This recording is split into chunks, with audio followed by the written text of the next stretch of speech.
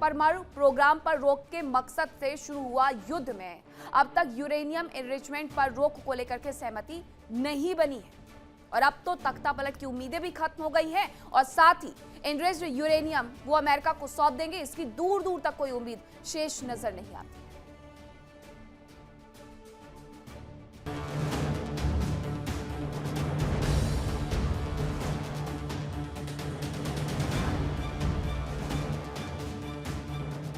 America और Israel ने 28 फरवरी 2026 को ईरान के खिलाफ जंग का आगाज किया। शुरुआत अयातुल्लाह अली खामनेई की मौत के रूप में उन्हें कुछ कामयाबी भी मिली, लेकिन बाद में ईरान के पलटवार में उनकी कामयाबी धुआं-धुआं हो गई।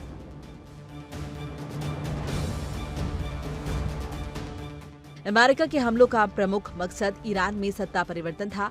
ट्रंप की मंशा थी ईरान की कट्टरपंथी सरकार की जगह अपनी पिट्ठू सरकार को गद्दी पर बैठाना। ईरान में बीते साल हुए प्रदर्शनों में भी अमेरिका ने प्रदर्शनकारियों का समर्थन किया।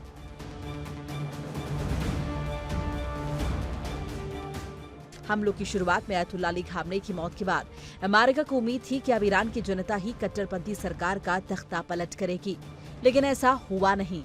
ईरान ने मुज्तबा खामनेई के रूप में नया सुप्रीम लीडर चुना और उनके नेतृत्व में अमेरिका और उसके सहयोगी देशों को जबरदस्त जवाब दिया।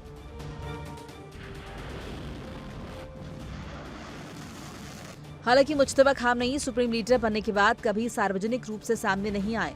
उनका कोई ऑडियो या वीडियो नहीं आया। आशंका जताई गई कि वो जीवित ही नहीं है, लेकिन ईरान ने साफ कर दिया कि मुज्तबा का इलाज चल रहा है और उनकी स्थिति पहले से बहुत बेहतर है।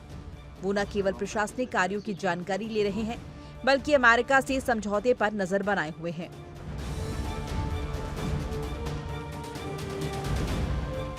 दावा किया गया कि मुज्तबा की सुरक्षा का जिम्मा संभाल रही IRGC के कुछ अधिकारियों और सरकार के कुछ लोगों को ही मुज्तबा की लोकेशन की इंफॉर्मेशन मिली है। मुज्तबा खामनेई अपने पिता अयातुल्लाह अली खामनेई के अंतिम संस्कार में शामिल नहीं हुए, जिसके बाद उनके जीवित होने पर सवाल एक बार फिर से खड़े हुए। लेकिन अब मुज्तबा पर जो स्टेटमेंट आया है, उसने उनके जीवित होने पर मुहर लगा दी है।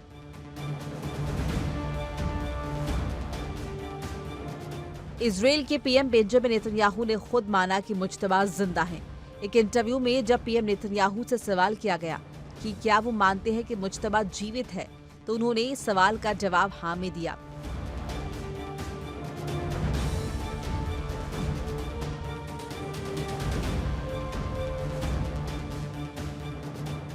כזאת על חיזבאללה, אתה מערער אותה מאוד. ואחר כך החיסול נסראללה, אותו דבר, היה ויכוח. הם אמרו בכלל, צריך להגיד לאמריקה מראש. אמרתי, בשום אופן לא. זאת אומרת, גם פה הייתי...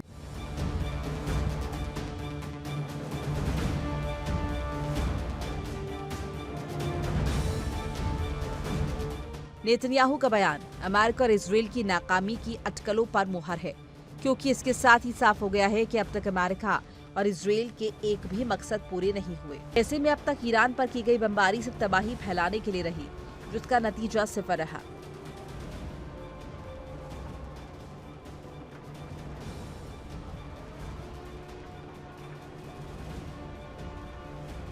इस बीच ईरान साफ कर चुका है कि अगर उस पर हमला किया गया तो अमेरिका और उसके सहयोगी देशों के लिए अंजाम बहुत बुरा होगा।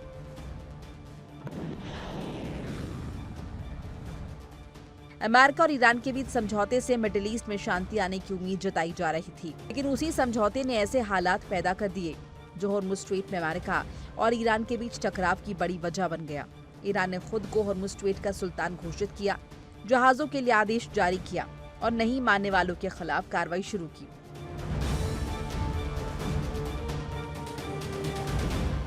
ईरान ने जहाजों पर हमला किया तो अमेरिका ने ईरान के खिलाफ हमलों की सीरीज शुरू की।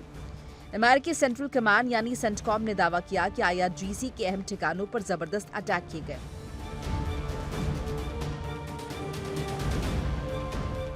बताया जा रहा है कि हॉर्मुज़ स्ट्रेट के करीब हिशम द्वीप पर धमाकों की आवाज सुनी गई। इसके अलावा हेवाज में भी विस्फोट की आवाज सुनाई दी। अमेरिकी सेना ने दावा किया है कि ईरान की हॉर्मुज़ में जहाजों पर हमला करने की क्षमता को कम करने के मकसद से ये हमले किए गए।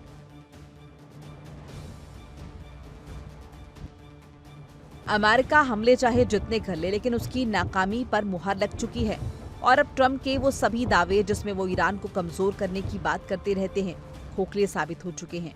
ऐसे में सवाल यह है कि क्या अमेरिका जैसी सुपर पावर के आगे ईरान जैसा अदना सा देश जीत गया?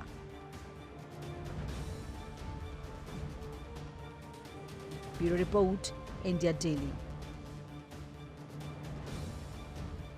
ईरान की सेना के समर्थन में लोग उतर आए हैं। तेहरान में आजादी स्क्वायर पर लोगों का हुजूम देखने को मिला है।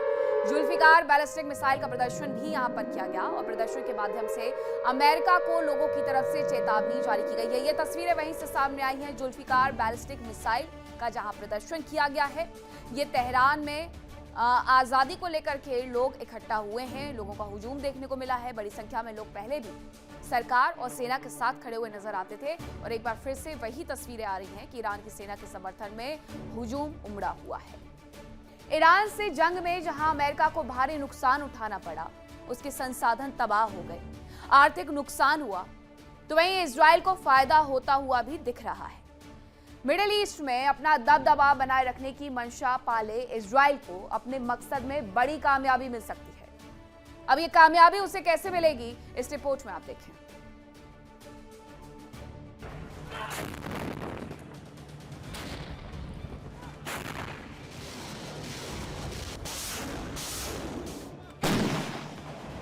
इजरायल और हमास की जंग के दौरान एक नया शब्द चर्चा में आया, ग्रेटर इजरायल। माना गया कि इजरायल की मंशा ग्रेटर इजरायल के सपने को साकार करने की है। खबरों के मुताबिक ग्रेटर इजरायल का विस्तार मिस्र में नील नदी से लेकर इराक में फरात नदी तक होगा। इसमें पूरा फिलिस्तीन, जॉर्डन, लेबनान शामिल होंगे, जबकि सीरिया, मिस्र, इराक और सऊदी अरब का कुछ हिस्सा भी आ सकता है। इजरायल कुछ समय पहले तक अरब देशों की नजर में अछूत था, उससे कोई दोस्ती नहीं करना चाहता था। हालांकि साल 2020 में अमेरिका की पहल पर इब्राहिम एकॉर्ड समझौता हुआ, जिसके जरिए यूएई और कुछ अन्य देशों ने इजरायल के साथ राजनीतिक संबंध स्थापित किए। हालांकि सऊदी अरब अब भी इजरायल से अलग ही खड़ा रहता दिखता है। अब सऊदी अरब और इजरायल को करीब लाने के लिए अमेरिका ने प्रयास तेज कर दिए हैं। खबरों के मुताबिक अमेरिका ने सऊदी अरब के साथ न्यूक्लियर समझौते को मंजूरी दे दी है। इसके मुताबिक सऊदी अरब को अमेरिका न्यूक्लियर तकनीक देगा।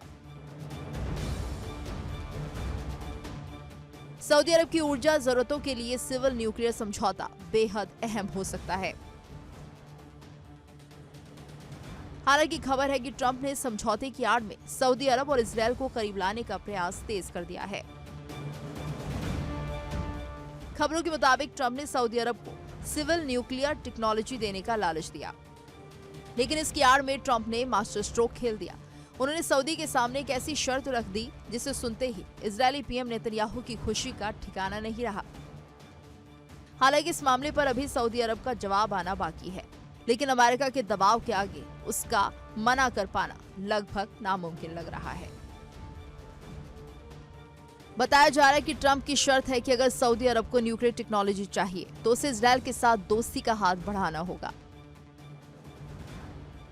और ऐतिहासिक इब्राहिम एकॉर्ड्स पर दस्तखत करने होंगे। इस एक मास्टर स्ट्रोक ने वॉशिंगटन से लेकर रियाद तक के समीकरणों को पूरी तरह बदल कर रख दिया है। राष्ट्रपति ट्रंप ने सोशल मीडिया पर एक पोस्ट शेयर करके इस पूरी डील की शर्तें दुनिया के सामने रखी। उन्होंने कहा कि अमेरिका और सऊदी अरब के बीच सिविल न्यूक्लियर प्रोग्राम को लेकर डील लगभग तय हो गई है, लेकिन ये सब एक बहुत बड़ी कूटनीतिक शर्त से बंधा हुआ है। उन्होंने दावा किया कि समझौते को मंजूरी इस बात पर निर्भर करता है कि सऊदी अरब इब्राहिम एकॉर्ड में शामिल होने को मंजूरी देता है या नहीं। अगर सऊदी अरब इजरायल से हाथ मिला लेता है और रिश्ते सामान्य करने पर मोहर लगा देता है तो इसे इजरायल की सबसे बड़ी कूटनीतिक और रणनीतिक जीत माना जाएगा। इससे ईरान के खिलाफ अभियान में अमेरिका को मजबूती मिलेगी, क्योंकि दोनों ही देश अमेरिका के अहम सहयोगी हैं। हालांकि इस मामले में सवाल ये उठ रहे हैं कि क्या सऊदी अपनी पुरानी दुश्मनी भुलाकर इजरायल से हाथ मिलाएगा, और सबसे बड़ा सवाल ये है कि क्या सऊदी अरब एक बार फिर ईरान की मिसाइलों का कहर झेलने की स्थिति में है।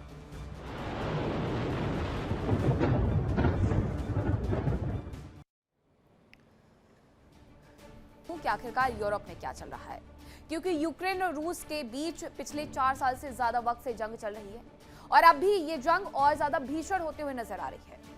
यूरोपीय देशों से नाराज पुतिन अब यूरोपीय देशों को ही निशाना बना सकते हैं। इसके संकेत मिलने भी शुरू हो गए हैं। अब जरा मैं आपको बताती हूं कि इस युद्ध की वजह से किस तरीके से रशिया ने अपने लिए ही परेशानियां खड़ी कर ली हैं। उसकी आर्थिक स्थिति डोलते जा रही है, लगातार उसे नुकसान झेलना पड़ रहा है और अब स्थिति ये हो गई है कि यूक्रेन पीछे नहीं हट पा रहा है और रशिया भी चाहकर आगे नहीं बढ़ पा रहा है। वहीं एक खबर और इसी बीच एक बड़ी खबर आ रही है ईरान से जुड़ी हुई, वो आपको बता देती हूं कि अहवाज पर अमेरिका का सबसे बड़ा हमला देखने को मिला है। अहवाज में 30 से ज्यादा हमलों का दावा किया जा रहा है। ईरान के अहवाज में लगातार एयर स्ट्राइक की जा रही है और अहवाज पर हमलों से इलाका दहला हुआ है। स्थानीय दावे हैं कि 30 से ज्यादा धमाकों से अहवाज पूरी तरीके से कांप गया है। अहवाज और बंदर अब्बास सबसे ज्यादा निशाने पर हैं और एक बार फिर से 30 से ज्यादा हमले वहां पर किए गए हैं। और वहीं खबर आ रही है कि ट्रंप के सीज फायर प्रस्ताव को ईरान ने एक बार फिर से ठुकरा दिया है। युद्ध विराम पर तेहरान का बड़ा इंकार है। इराकी पीएम के जरिए प्रस्ताव भिजवाया गया था। ईरान ने कहा कि सीज फायर नहीं होगा, जवाब जारी है। सीज फायर डील पर तेहरान ने सीधे सीधे रोक लगा दी है। एक तरफ खुद ही रद्दी की टोकरी में सीज फायर को डालने वाला अमेरिका अब ये चाहता है कि एक बार फिर से सीज फायर हो जाए। इराकी प्रधानमंत्री के माध्यम से बाकायदा एक प्रस्ताव ईरान को भेजा गया